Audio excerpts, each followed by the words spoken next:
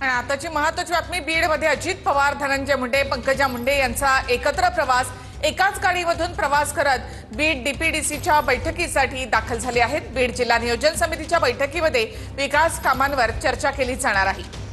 सध्या अजित पवार बीडच्या दौऱ्यावर आहेत। बीडचे पालकमंत्री आहेत अजित पवार आणि डीपीडीसीच्या बैठकीसाठी म्हणून अजित पवार आज बीडमध्ये आहेत। एकाच गाडीमधून इथे अजित पवार, धनंजय मुंडे, पंकजा मुंडे यांनी प्रवास केलेला आहे। विकास कामांसंदर्भामध्ये डीपीडीसीच्या या बैठकीमध्ये चर्चा होणार आहे।